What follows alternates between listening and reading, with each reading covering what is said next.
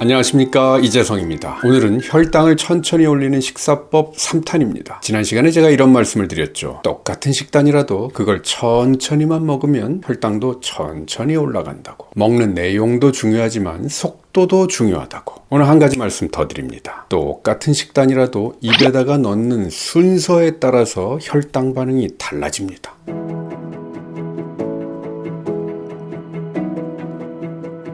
개그맨 김준현 씨는 국밥집에 가면 국밥이 나오기도 전에 먼저 공깃밥 한 공기를 먹는데요. 맛집으로 소문난 국밥집은 대개는 그 김치나 깍두기가 맛있기 때문에 그 맛을 오롯이 느끼기 위해서 흰밥에 김치 깍두기를 먼저 먹는데요. 대단합니다. 자, 건강한 사람들은요, 마음대로 드세요. 하지만 당뇨인들한테는 이 김준현 씨의 방법은 노노.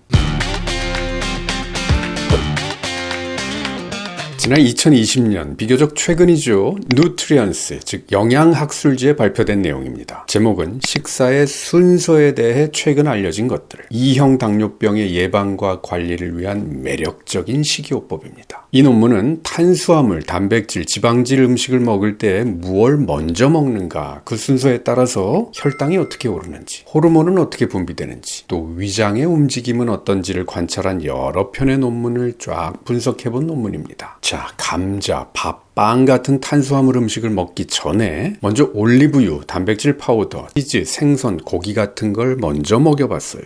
자, 그랬더니 혈당이 덜 오르고 인슐린은 더 잘 나오고 GLP-1도 잘 나오고 위장에서 음식을 밑으로 내려보내는 시간은 지연되었습니다.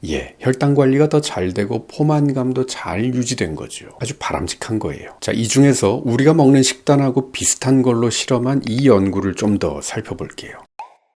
바로 이 논문입니다. 2형 당뇨병이 있는 당뇨인 12명한테 밥, 생선, 그리고 고기를 먹여보는데요. 생선 또는 고기를 먼저 먹고 15분 뒤에 밥을 먹는 경우하고 반대로 밥을 먼저 먹고 나서 15분 뒤에 고기를 먹는 경우를 비교해 본 거예요.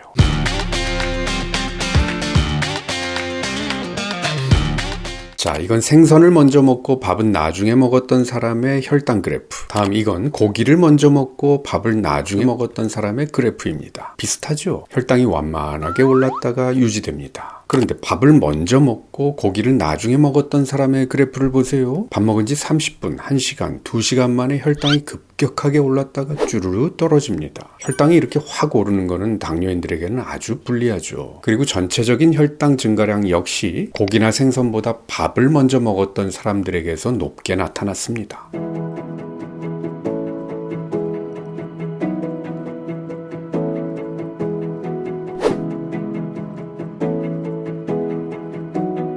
이 실험에서 평가했던 항목 중에 GLP-1이라는 수치가 있습니다. 이건 소장에서 분비되는 호르몬인데요. 기능이 크게 3가지가 있습니다. 첫째, 인슐린 분비를 촉진시키고, 둘째, 위장에서 음식물이 천천히 밑으로 배출되도록 해주고, 셋째, 그래서 포만감도 느끼게 해줍니다. 자, 밥 먹기 전에 고기나 생선을 먼저 먹은 사람들은요, 이렇게 GLP-1이 쭉 올라갔고요. 전체적으로 나오는 양도 많았습니다. 그리고 고기나 생선을 밥보다 먼저 먹으면 실제로 위장에서 음식물이 밑으로 내려가는 시간이 지연되었습니다. 음식이 위장에서 천천히 내려가니까 혈당이 천천히 오르고 포만감도 오래 지속되는 거죠. 좋은 겁니다.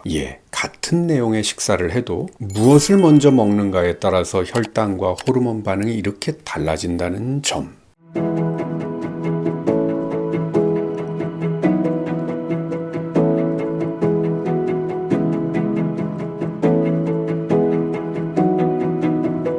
자, 그러면 이제 실전 응용. 이제 밥상에 음식이 쫙 깔려 있으면요, 우선 단백질과 지방질 음식을 먼저 드세요. 고기, 생선, 계란, 두부, 콩 이런 거요. 천천히 음식 고유의 맛을 느끼면서 밥은 좀 나중에 드셔도 됩니다. 자, 만약에 갈비탕, 설렁탕, 순댓국 같은 것을 먹게 된다, 그러면 우선 고기부터 건져 드세요. 밥은 나중에. 뷔페에 갔다, 그러면 역시 고기나 생선 요리부터 드시고요. 이태리 음식점에 갔다, 그러면 굳이 식전빵은 드시지 마세요. 당뇨가 없는 분들은 식성껏 드세요. 하지만 당뇨 때문에 혈당을 천천히 올려야 하는 분들은 이제부터 음식을 먹는 순서를 신경 써 보아요. 당뇨병이 있는 분들은 췌장의 순발력이 떨어져 있습니다. 혈당이 오르면 바로 인슐린이 나와야 되는데 그렇지를 못해요. 늦게 나와서 뒷북을 치기도 합니다. 그래서 밥을 먹을 때요, 바로 후다닥 드시지 마시고 우리 췌장이 제때에 인슐린을 분비할 수 있도록 준비할 시간을 주면 좋습니다. 워밍업, 에피타이저를 먼저 먹고 5분 내지 10분 정도 기다린 다음에 본격적인 식사를 하자는 거죠. 그러면 췌장에 무리가 덜 갑니다. 단백질이나 지방질 음식을 에피타이저로.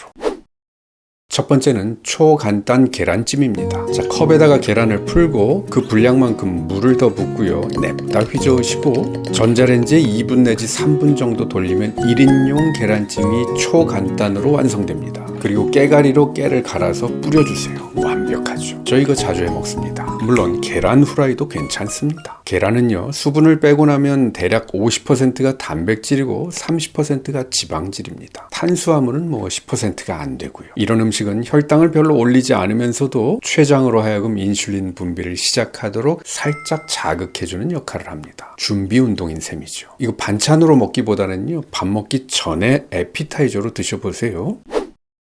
두 번째는 연두부입니다. 마트에 가면 이런 연두부가 컵으로 나오는 게 있죠. 연두부도 수분을 제외하면 단백질이 50%, 지방질이 25%, 탄수화물은 20% 정도입니다. 밥 먹기 전에 미리 드시면 췌장을 준비 운동시키기에 딱 적당합니다. 연두부가 싫으신 분들은요, 두부 부침, 이것도 아주 괜찮은 에피타이저입니다. 자, 다음 시간에는 혈당을 천천히 올리는 식사법 4탄이 이어집니다. 혈당을 천천히 올리는 놀라운 밥 3가지가 공개됩니다. 소식 놓치지 않으려면 좋아요 버튼 꾹 눌러주세요.